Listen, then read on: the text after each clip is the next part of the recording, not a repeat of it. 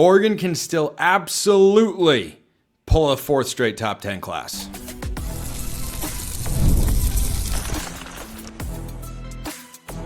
You are Locked On Ducks, your daily podcast on the Oregon Ducks, part of the Locked On Podcast Network, your team every day.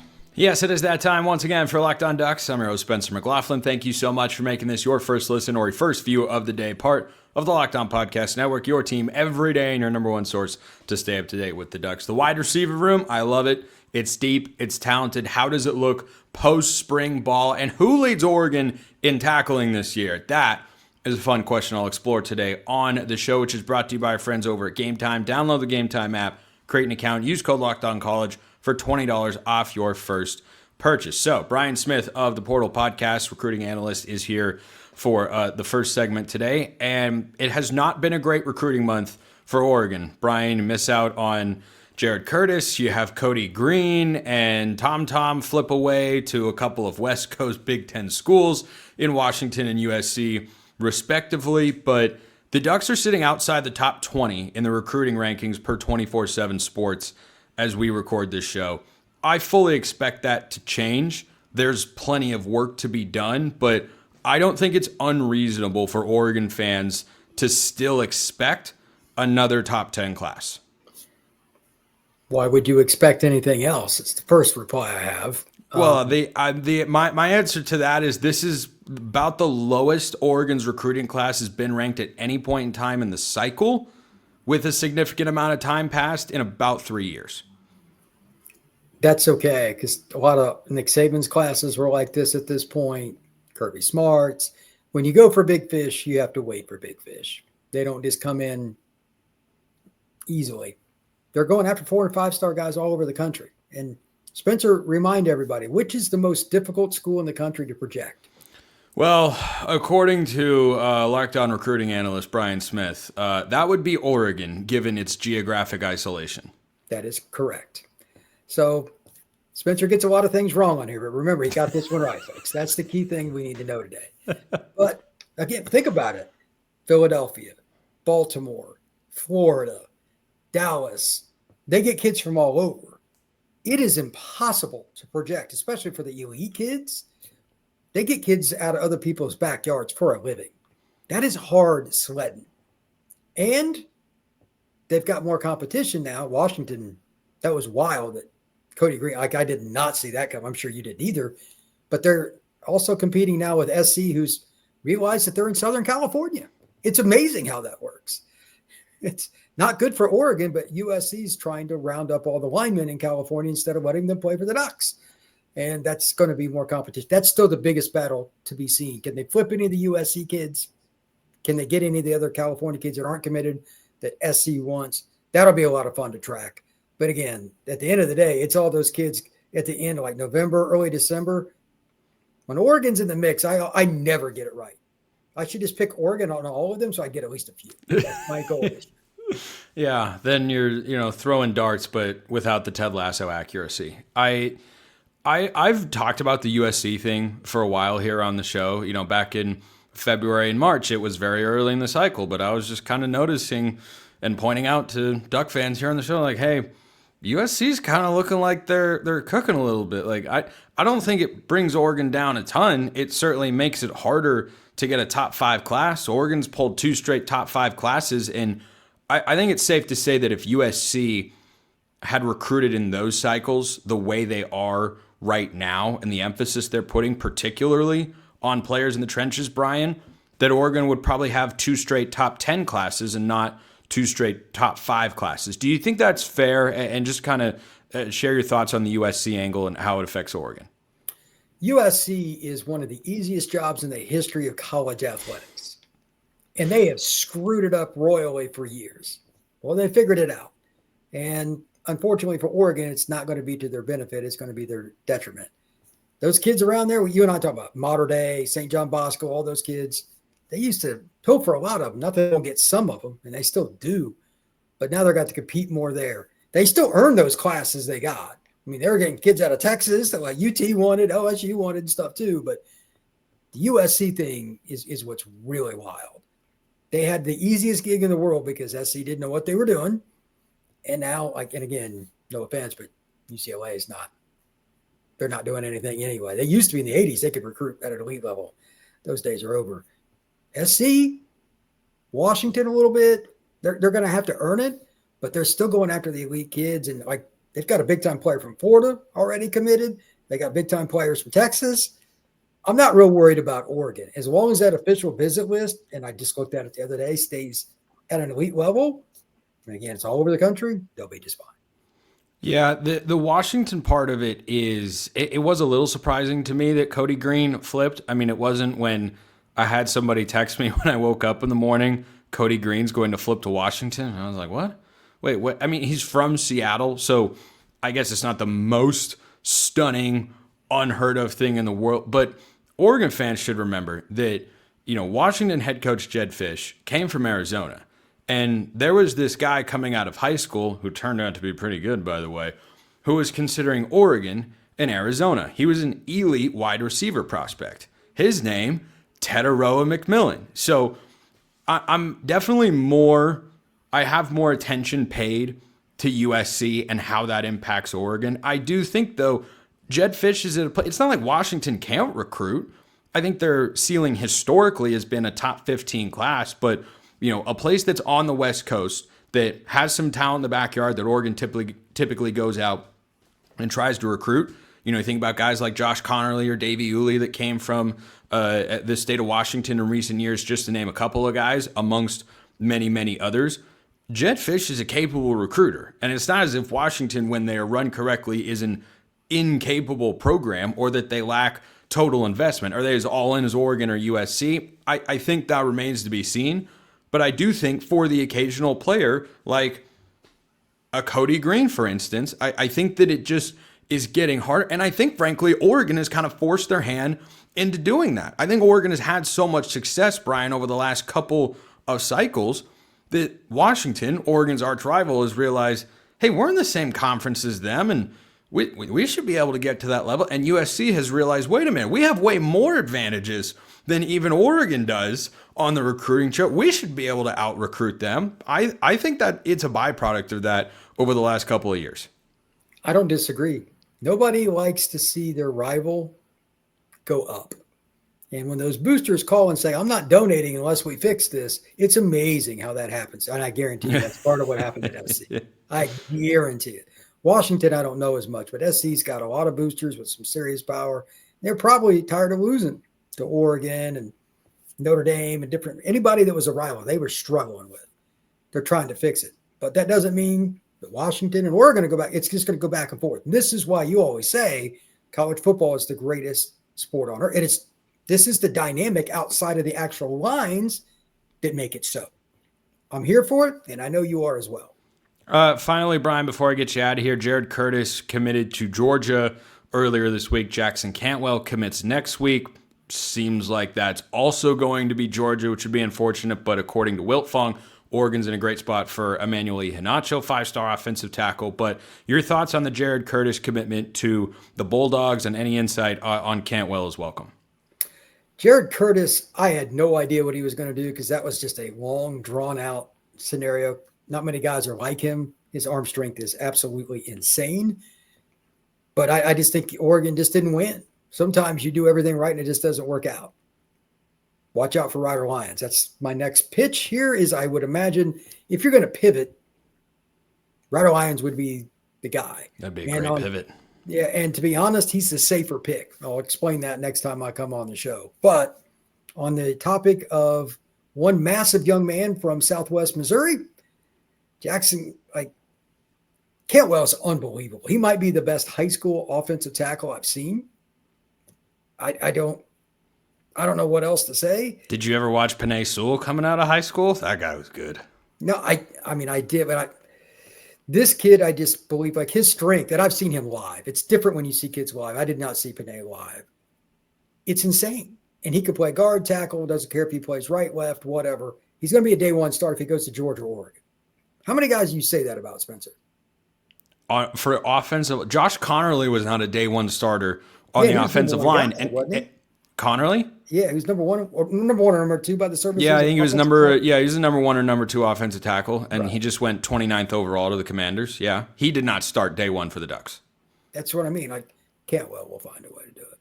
Now he may start at, I don't know which spot, but again, that's part of his deal. He didn't care.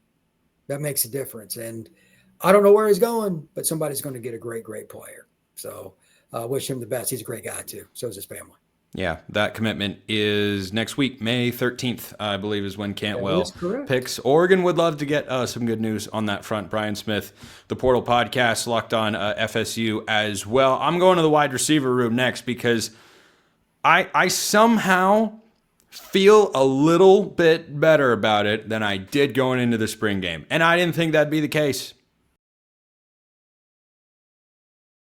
First, this episode brought to you by Supply House. Get the supplies you need from the site made for the skilled trades, Supply House. Whether you're in plumbing, HVAC, or electrical work, Supply House is the reliable way to order products online. Their easy-to-use website is packed with helpful resources and the latest product info to help you get the job done right. Plus, with a complete inventory of over 200,000 parts from over 400 top brands, you'll find exactly what you need, delivered fast from coast to coast. Need help with an order? Supply House offers expert support and industry-leading service, so you'll always talk to a real person. And for trade pros looking for an extra edge, their free Trade Master program offers exclusive perks like a dedicated phone line, free shipping, and discounts on every order. Thousands of skilled professionals are already taking advantage, and now it's your turn. Join the Trade Master program today at supplyhouse.com/TM. Start ordering plumbing, HVAC, and electrical supplies with just a few clicks. Plus, use promo code SH5 for 5% off your first order. That's supplyhouse.com. So I love the Oregon wide receiver room. I also love that. I'm curious to see how many of you recognized in the first segment with Brian. I forgot to put the Oregon flag up. It might have looked strange. My everydayers probably realized it. I probably made more of you aware of it here on YouTube, but you know what? That's okay. I noticed it about halfway through the segment, just realized, oh, I forgot to change the flag over. So, this Oregon wide receiver room rocks. Absolutely rocks. So, checking in on this position group post-spring, definitely a change of sorts in a good way. In absolutely a good way. So, this is a position group that's got DeCorian Moore, Gary Bryant Jr., this is in no order, Kyler Casper, Malik Benson, Evan Stewart, Jeremiah McClellan, Jerion Dickey, Justice Lowe, Cooper Perry, Dylan Gresham, and Jack Ressler. Those are the scholarship guys. This is one of the best and deepest position groups that Oregon has on the team on either side of the ball. I felt really good coming into the spring game about the wide receivers. Coming out, I still feel really good. It's a good place to be. Good times. So I fully expect the first four receivers going into the spring game. I thought it would be Evan Stewart, Malik Benson, Gary Bryant Jr., and Justice Lowe, supplemented at various spots by DeCorian Moore, Jeremiah McClellan, Jerion Dickey, and Kyler Casper. I think I still feel that way. I'm really not as sure. I think that Evan Stewart's a lock. Now, Malik Benson did not have a good spring game. He just, he wasn't targeted a ton. He dropped a deep ball that he got open on because of offensive pass interference. I didn't have big expectations for him during spring ball. It doesn't mean he doesn't have potential. I'm not saying the spring game is going to catapult him down the depth chart. So what would be the opposite of catapult? Since catapult is like a forward, upward launch. Chasming? Is that a word? Maybe. I don't know. Cratering. I don't think he's cratering down the depth chart after one bad performance in the spring game. But I did say when he got added to Oregon that I don't have big expectations for him. He's somebody who I think, over the course of his career has had a lot of potential and for various reasons hasn't realized it. I'm not, in my head, going to rely on him to be a part of Oregon's receiver room in a big way when he, went to Alabama and he was buried in the depth chart. Went to Florida State. They didn't have a good passing offense, but, he certainly showcased some things. And, he's got high-end athleticism. He's got good size. But, if you just watched the spring game and didn't have any other information, you'd say Kyler Casper was better because Kyler Casper did look better in the spring game than Malik Benson. So I don't think that's an automatic flip on the depth chart. I do think, though, as I go back through my notes from April 26th at Autzen, I wasn't there in person, unfortunately, but I watched that game basically several times. It took me a long time to watch the game. It was just so good to watch some new football and get the first taste of the Ducks and whatnot. DeCorian Moore is so legit. He looked the part as much as he could. And he was even better than his stats indicated. He finished, I think, 3 catches for 47 yards, but he had the 40-yarder working on Theron Johnson, the multi-year college football player transfer from Northwestern, who I think's a role player / depth piece maybe in the secondary. And DeCorian Moore, Johnson was in good position, and Moore just made the play. Great throw from Austin Novosad, but yeah, I liked what I saw from DeCorian. That was one of my big wide receiver takeaways. Is he was absolutely as I wanted him to be. No, he didn't do what Dallas Wilson did for Florida, 10 catches for 195 and 2 touchdowns. I think Oregon started doubling him a bit. I'm wondering where that was in the Rose Bowl against Jeremiah Smith, but that's a conversation for another day. But, I thought when he touched the ball, he looked good. He looked to me to be a willing blocker as well. That's a non-zero factor. No block, no rock. No block, no rock. I don't think that's an issue with DeCorian Moore. He beat Peyton Woodyard a couple times and didn't get the ball, but when I say he cooked him, I mean he blew past him. His speed is exactly as it was advertised coming out of high school as a number 1 wide receiver. And then he was back there on punt return. Dude, I'd be here for it. And we saw this last year in some sense with Ryan Pelham, who's not with the team anymore. He's still in the portal after an off-field incident.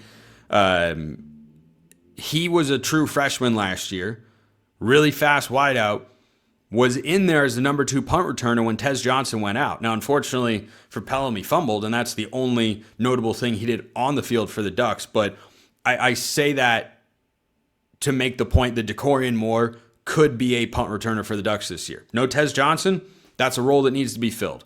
I think Gary Bryan as a returner, I know he's going to catch the ball. That's always my priority number 1.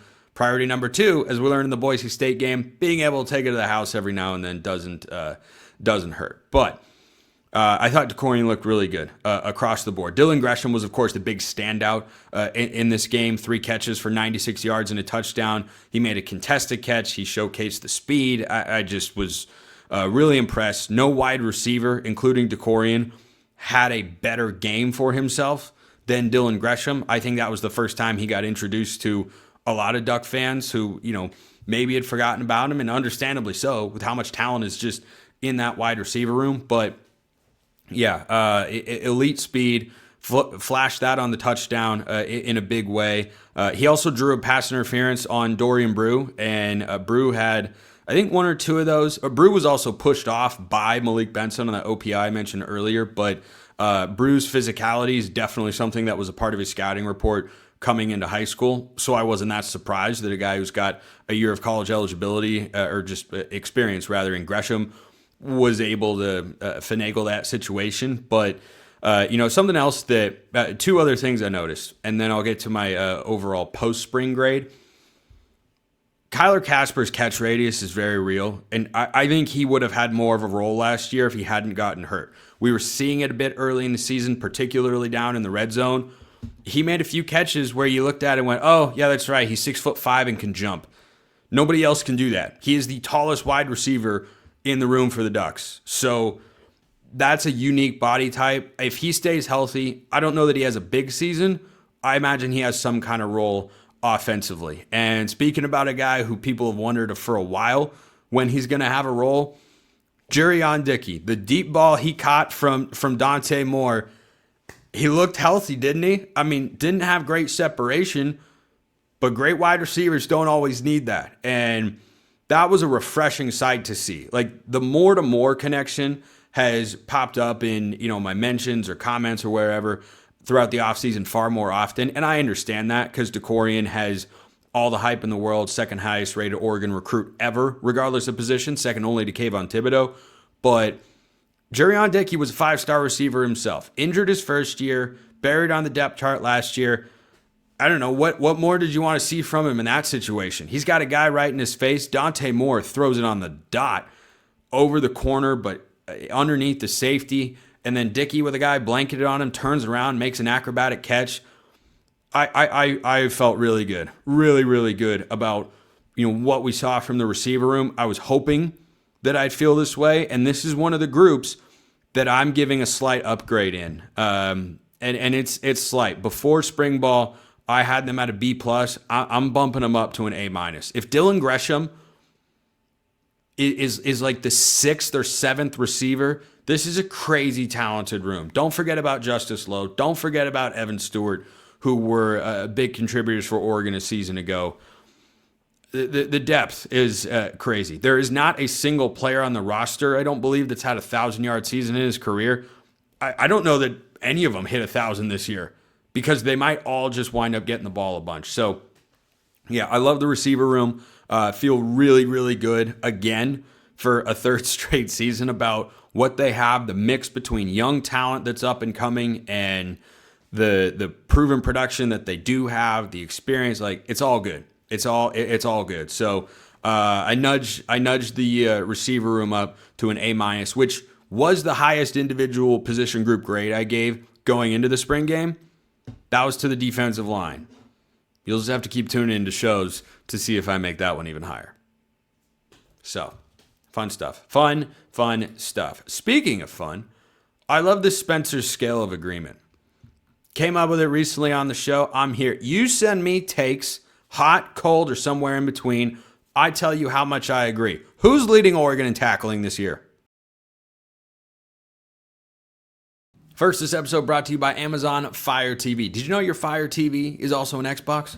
How about that? 2-in-1. Turn any TV into your gaming and entertainment hub with Fire TV Stick 4K devices. No console required. Just grab your paired controller, subscribe or sign into Xbox Game Pass Ultimate with EA Play included, and you're ready to play. Dive into hundreds of premium titles from EA Sports College Football 25 to Call of Duty Black Ops 6 and Avowed as easily as you stream your favorite shows. It's gaming made simple, and it's all on your Fire TV. With 4K streaming, watch more than 1.5 million movies and TV episodes from your favorite subscribed services like Netflix, Prime Video, Disney Plus, Max, and more. Head to Amazon.com/Fire TV Locked On to get started. Xbox Game Pass Ultimate subscription and compatible controller required. Available on select devices, including a Fire TV Stick 4K 2nd Gen, Fire TV Stick 4K Max 1st and 2nd Gen, and Fire TV Cube 3rd Gen.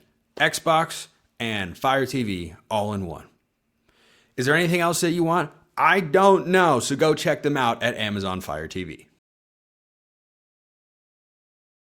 All right, let's get back into the SSA, Spencer's Scale of Agreement. This one came from Zaheem. YouTube comments, Twitter, become a Locked On Ducks insider, all ways to get your mailbag questions and hot takes answered, assessed, and all that stuff on the show.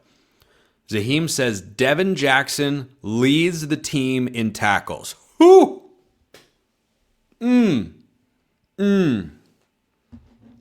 Six. This is a solid grade. Solid grade. Slightly above neutral, no opinion. This is a 1 to 10 scale, of course, for those of you that are new to this sort of segment. So Jackson's going into his 4th year with the Ducks. A great example to quit back at anyone who says Oregon doesn't develop guys. Like, one of their starting linebackers used to be a safety and is a baseball player. The other one is a 4th-year player. So I don't know. Anyway, so Devon Jackson is one of the best athletes on this Oregon team. Played the most snaps in any season of his career last year with the Ducks, and is going to be someone that gets called upon even more going into this fall because he's going to be one of the top 2 guys. It's going to be Bryce Boettcher, and it's going to be Devon Jackson. Last year, Oregon's leading tackler, Bryce Boettcher. No surprise. Guy is an absolute beast. Stoked to have him back. The reason I only put this at a 6 is twofold. Reason number 1. A safety can very easily work himself into the fold. I think you have one of the 2 positions that is ripe to lead Oregon in tackling. Linebacker or safety. Tends to be those 2 guys. I believe Oregon's leading tacklers the last few years, since Dan Lanning and company arrived, it's been a linebacker or a safety every season. And those guys are, understandably high tackle guys or high volume guys from a tackling standpoint. So I'll leave it at a 6, partially because of that. But Bryce Boettcher is still there. And Devon Jackson has a higher ceiling than Boettcher, to be sure. But Boettcher isn't the only guy. The reason I only put this at a 6 is because you also have Dylan Thieneman, who is a 3-level player. Absolute monster. I think Oregon will be a bit more rotational at other spots in the secondary, but Thieneman's locked into that starting spot. And that's a guy I think who could wind up making a lot of plays in this defense. So I like the Devon Jackson love. Jared Mack over at 24/7 has been chair of the Devon Jackson fan club for quite some time, just like I am chair of the Amari Washington fan club here on the show. I like Devon Jackson a lot. I'm glad that he's back. I'm glad he's Oregon's second starting linebacker. I love what they're going to have behind him with the young talent, but I definitely think he needs to have the best year of his career and leads the team in tackles. I can see it, not anticipating it, but slightly more agreement than not. I give you a 6. I give you a 6, Zaheem. That's solid. All right, wrap up today's show with Balin sending this one in. I believe in the offensive line, and they will surprise everyone and give up single-digit sacks down from 21 for Dylan Gabriel last year. Whoa, boy. Single-digit sacks is what we saw in 2023 and 2022. Those offensive lines were elite. Last year actually was the worst offensive line of the Dan Lanning era, and they were one of the 12 finalists for the Joe Moore Award. But I would confidently take the 2022 or 23 O-line with the numbers to back it up over 2024, particularly running the football. So that's a crazy thing. But Alik Terry, the offensive line coach, is a stud. So that's just kind of what we've come to expect.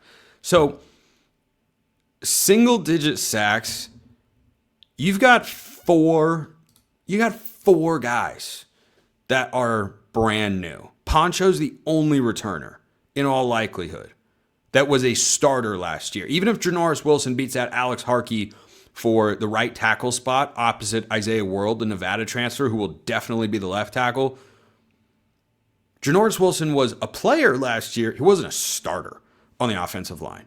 So 4 new starters. You don't have a defense you go up against in the first 4 weeks as good as Boise State's. Their defensive line last year in pass rushing packages, they were high-key pretty nasty, and that showcased throughout the course of the entire season as they made their way to the playoff. But down from 21, I'm at an 8 with that. Single-digit sacks, I'm at a 3. Like, that is it's such a high standard.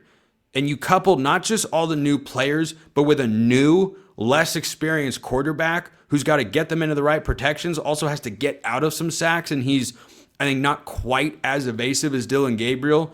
I don't expect single-digit sacks. So down from 21, yeah, I can see that. Single digits, that's a 3. That is a 3 for me. Keep the hot takes or cold takes or lukewarm takes coming in all the time. Appreciate everyone listening. I will see you next time. Until then, hope you have a wonderful rest of your day, and go Ducks.